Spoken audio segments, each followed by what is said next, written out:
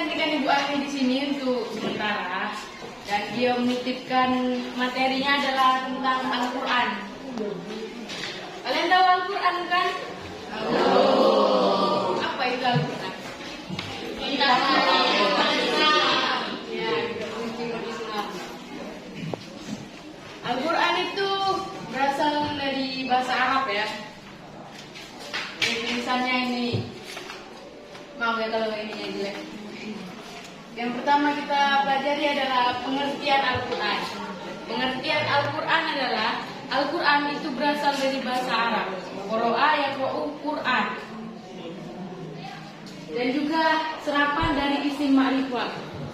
Qara'a.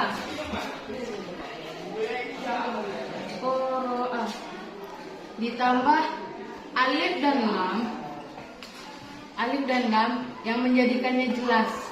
Artinya adalah bacaan.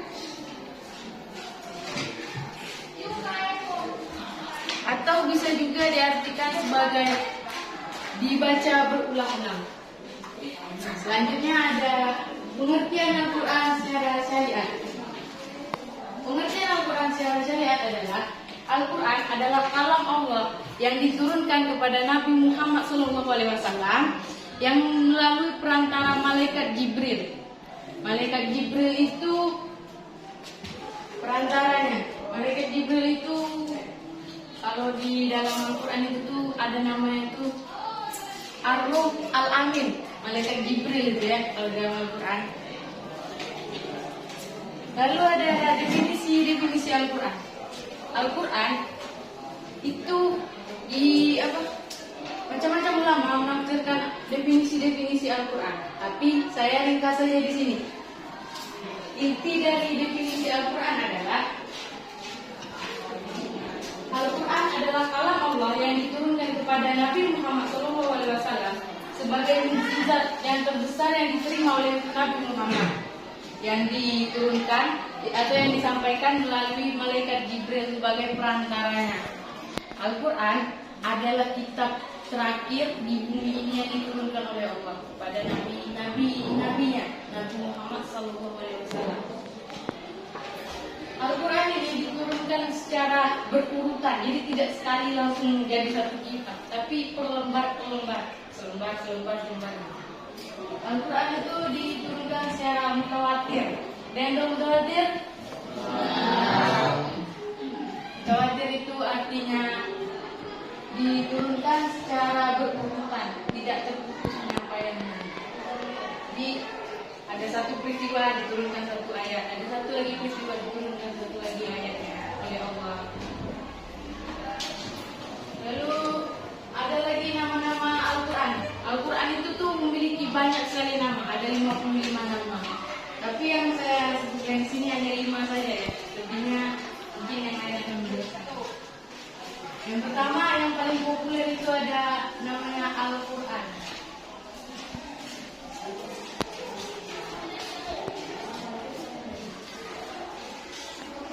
Al-Quran ini artinya bacaan. Al-Quran adalah nama yang paling populer, yang paling kita kenal.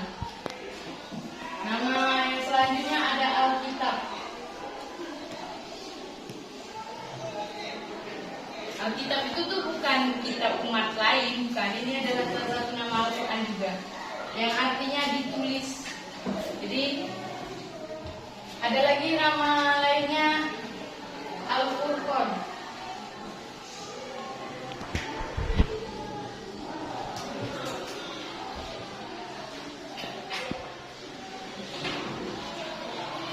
Yang artinya pembeda. Ada lagi namanya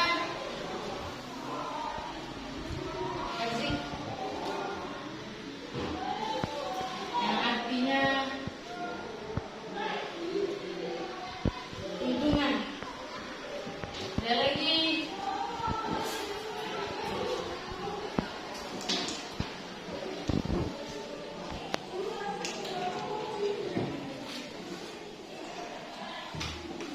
At-Tahrir. Ini adalah nama-nama Al-Quran yang didapat dari satu buah buku. Jadi yang menjelaskan tentang ini saja. Al-Quran artinya bacaan. kita sering gunakan ya. Buku besarnya ini tulisannya Al-Quran. Alkitab itu tuh artinya ditulis. Karena Al-Quran itu ditulis. Beda dengan kitab-kitab yang lain. Memang namanya sama, tapi beda. Ada lagi Al-Furqan, yaitu pembeda. Karena dia ini membedakan antara kitab-kitab lain dengan kitab Al-Quran ini. Karena kitab Al-Quran itu adalah kitab yang terpelihara, yang dipelihara oleh Allah sendiri, dan tidak bisa kita rubah. Kalaupun ada yang merubahnya, pasti ia akan mendapatkan karma dari Allah.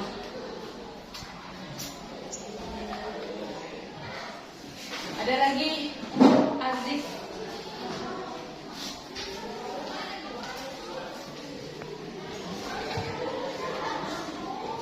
Aziz itu memberi peringatan. Karena di dalam Al-Quran ini banyak sekali peringatan-peringatan yang telah Allah berikan kepada umat-umatnya yang tidak menaati perkataannya, perintah Allah. Ada lagi At-Tahrim yang diturunkan, karena Al-Quran ini yang diturunkan kepada Nabi Muhammad, lalu Nabi Muhammad menurunkannya kepada umat-umatnya, yaitu kita. Ada lagi pembahasannya adanya namanya Siti. Waktu ibu tadi bilang Alkitab itu tentang ditulis kan? Berarti Al-Quran itu ditulis. ya. Saya mau tanya tuh Al-Quran itu siapa yang menulis? Kemudian tahun berapa dia ditulis? Al-Quran itu ditulis oleh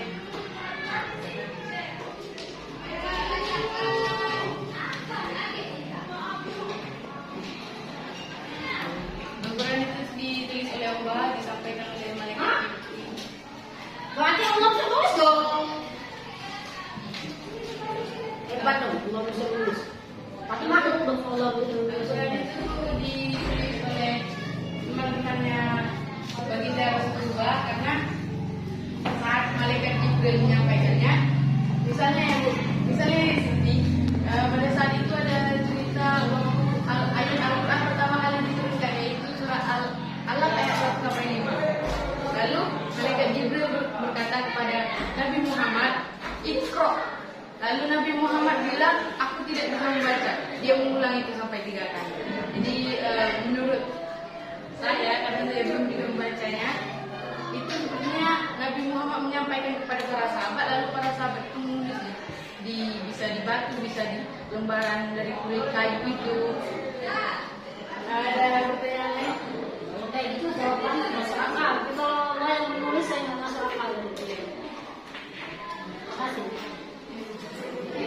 Ada lagi materi selanjutnya, yaitu pokok-pokok isi Al-Quran.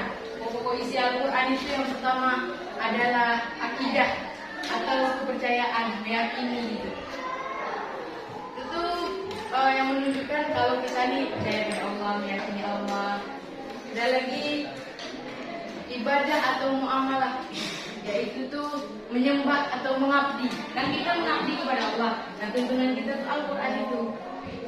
Lalu ada lagi akhlak. Akhlak itu tuh perilaku kita yang di Al-Quran ini mencontohkan perilaku yang baik, perilaku yang tercela yang tidak boleh kita ikuti. Ada juga perilaku yang harus kita ikuti, perilaku yang baik. Lalu yang selanjutnya ada hukum-hukum di dalam agama Islam itu terdapat di dalam Al-Quran. Al-Quran adalah sumber hukum umat Islam. Lalu yang selanjutnya ada sejarah atau kisah-kisah umat yang terdahulu. Itu diceritakan di dalam Al-Quran bagaimana prosesnya dia masuk Islam, ada juga yang sudah masuk Islam tapi menentang perintah Allah. Ada juga yang taat, saking taatnya sampai diceritakan kisahnya di dalam Al-Quran ini. Dan juga yang terakhir adalah Al-Quran adalah dasar-dasar dari ilmu pengetahuan dan teknologi yang ada di dunia ini. Dasarnya adalah Al-Quran. Dan Al-Quran juga bisa dibilang kalau Al-Quran itu berisi tentang masa depan yang akan terjadi ke depan. Karena jika kalian ingin mengetahui sesuatu yang berasal dari sesuatu yang akan terjadi di masa depan itu adalah bisa kalian lihat di dalam Al-Quran itu. Ada pertanyaan dari sini penjelasannya? Pertanyaan itu. Ya, Bu. Ibu tadi bilang bahwa Al-Quran sama tahu mereka. Ya. Berarti sama dong Al-Quran dengan buku ramal. Beda, karena Al-Quran itu kan Allah yang menciptakan dunia ini, Allah yang menakdirkan apa yang akan terjadi ke depannya, dan itu beliau tulis di dalam Al-Quran itu apa yang akan terjadi. Tapi memang tidak semua yang akan terjadi, kayak garis besarnya aja yang akan terjadi. Misalnya contohnya adalah hari kiamat. Dunia ini pasti akan kiamat dan itu akan terjadi di masa depan. Dan Allah menuliskan itu di dalam Al-Quran agar kita sebagai umatnya ini tidak teledor kayak tergoda akan dunia ini, agar kita juga ingat akan akhirat yang akan datang suatu hari nanti. Ada pertanyaan lain? Bu, Ya. nama saya Insani Bukandari. Saya akan bertanya, Bu. Tadi kan Ibu bilang Al-Quran itu diturunkan Allah melalui malaikat Jibril. Malaikat Jibril itu tertulis dalam Al-Quran yang itu Ar-Rum Al-Amin. Apa artinya?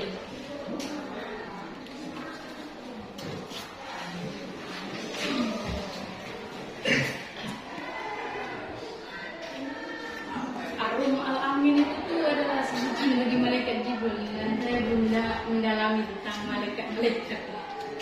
Jadi maaf saya tidak bisa menjawab, mungkin ada yang lain ingin menjawabnya.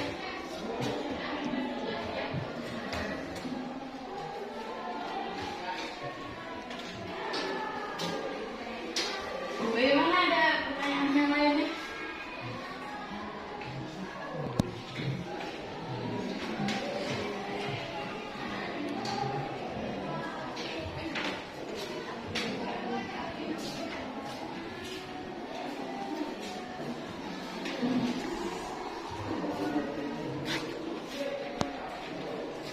Ya, kalau tidak ada saya yang akan bertanya. Ada yang bisa menyebutkan tadi penjelasan saya bisa diulang nggak? Yang tentang pengertian dari Al-Quran. Dia bisa di Oh, dewa ya. Boleh dewa. Silakan dewa. Ya, apa dewa?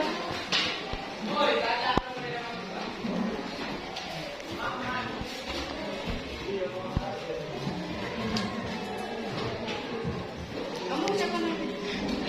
Ayo bisa menjawab pertanyaan ini tadi? Jangan ngomong.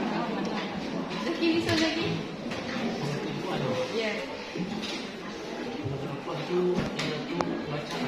Oh ya benar. Itu artinya. Kamu bisa menjawab?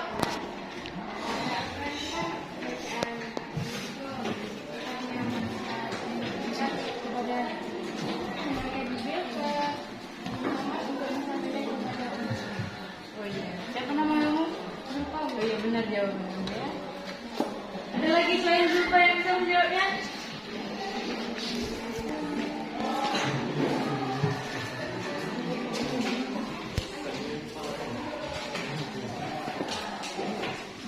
Kamu bisa menjawab? Pengertian Al-Quran yang menurut syariat adalah Pengertian Al-Quran adalah Allah yang diturunkan kepada malaikat Jibril kepada Nabi Muhammad melalui malaikat Jibril. siapa namanya? Trenci. Oh, Trenci benar.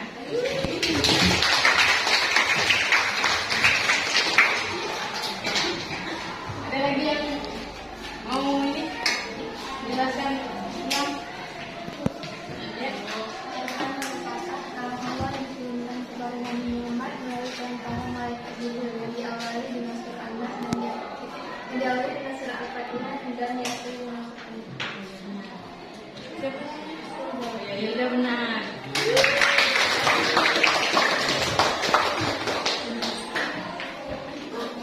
Ya, kamu Surah apa yang terakhir diturunkan oleh Allah?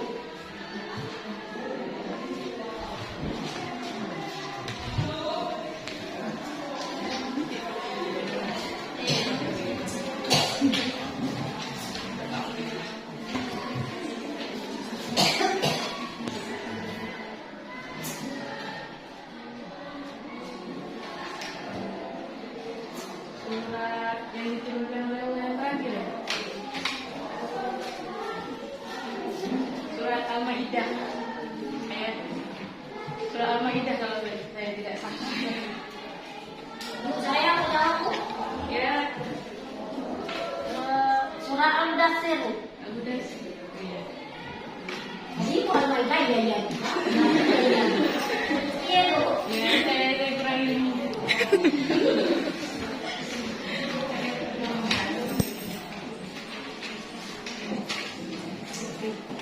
Ada yang ingin bertanya lagi?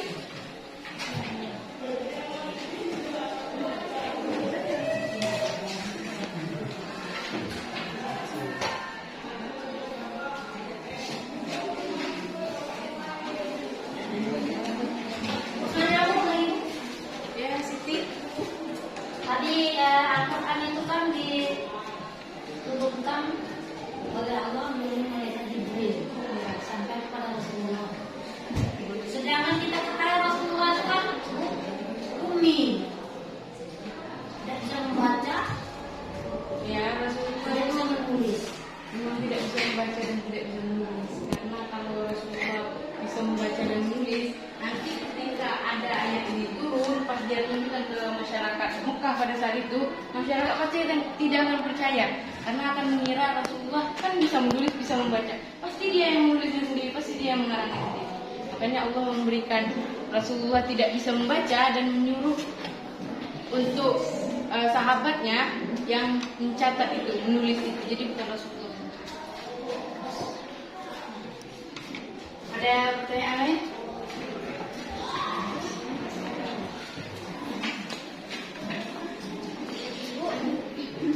Ya, Saya ingin tahu ya.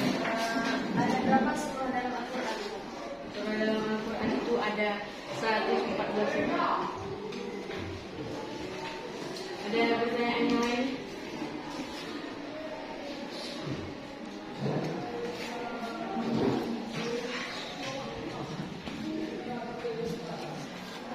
Ada lagi yang ingin ditanyakan? Oke Kak. Ini tambahan informasi ya. Al-Quran itu tuh memiliki 130 juz, 114 ayat surat, dan 6.666 ayat. Di dalam Al-Quran itu terdapat 30 juz, 114 surat, dan 666 ayat. 6.000 ya maaf. 6.666 ayat. Ada yang ingin ditanyakan lagi, Bu? Ya, apa sih keistimewaan Al-Quran? Al-Quran itu adalah kitab yang terakhir yang diturunkan oleh Allah dari sekian 300 lebih kitab yang diturunkan oleh Allah. Al-Quran adalah kitab yang terakhir yang diturunkan oleh Allah. Dan kitab Al-Quran ini adalah kitab yang dipelihara sendiri oleh Allah. Jadi orang-orang lain, orang-orang yang merusaknya itu tuh tidak akan bisa untuk merusaknya, karena Allah sendiri yang memeliharanya. Ya, bagaimana? Ya, ada pertanyaan lainnya?